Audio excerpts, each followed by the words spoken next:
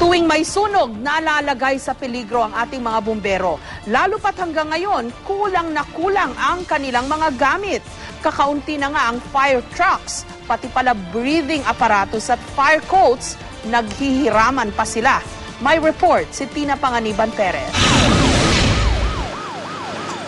Ayon kay DILG Undersecretary for Public Safety Rico Puno, kung Bureau of Fire Protection lang daw ang rumesponde sa sunog sa Tutuban Mall, mahihirapan daw na makontrol ito. Kulang na kulang kasi sa tauhan at kagamitan ang BFP. Katunayan, mas maraming fire truck ng mga volunteer fire brigade ang nasa lugar ng sunog kaysa fire truck ng BFP.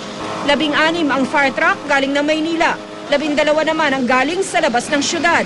Pero ang mga dumating na volunteer fire truck, 30. Isang fire truck ang kailangan sa kada 28,000 na populasyon. Sa Metro Manila, ang katumbas nito, halos 400 fire truck. Pero ang fire truck ng BFP, 120 lang. Wala pa sa kalahati ng kailangan bilang. May mga fire truck nga na bagamat gumagana ang sirena, mukhang pundido na ang blinker. The fire volunteers and the local government unit components na tumutulong sa amin. Kung wala yung mga yan, talagang mahihirapan tayo i-contain. Madaragdagan naman daw ang mga fire truck ng BFP ngayong taon dahil may parating daw na 76 units galing Austria.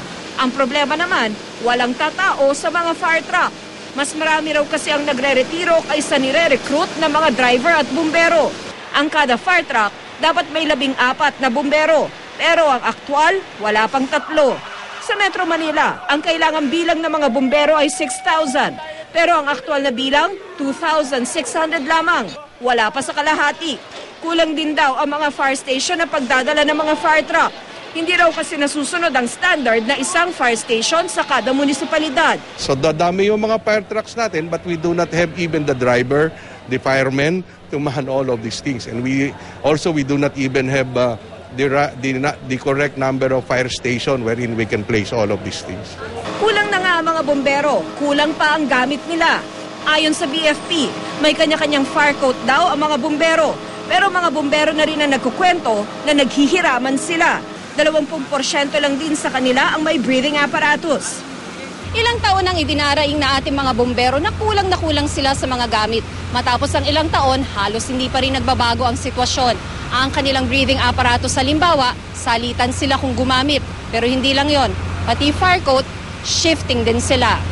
Sa breathing apparatus, doon medyo tayo may kakulangan dahil internationally accepted na gamit dapat sa isang fireman or firefighter complete set ng gamit yan kasama na ang self-contained breathing apparatus. Nililinis na lang daw ng mga bumbero ang breathing apparatus pagkagamit nila bago ipasa sa ibang bumbero. Bago gamitin, chinecheck nila ang laman nitong hangin. Ayon sa gauge ng tangkeng gamit ni Fire Officer 2 Joey Libutan, may 20 minuto pa siya ng hangin. Usually dapat parehas yung laman ng gauge mo sa laman ng tangke. Okay. Tapos make it a point na kompleto yung laman niya. 8 minutes and 33 seconds to walk in, 8 minutes and 33 seconds to work, and 8 minutes and 33 seconds to go out. Yes, so, habang nasa loob ka, check ng gauge. Dapat. Kasi mawawalan ka ng hangin. Yes, ma'am. Naiparating na ni Puno ang issue sa Kongreso. Pero habang di pa aprobado ang kailangang pondo, pinagkakasya na lang daw muna nila kung ano ang meron.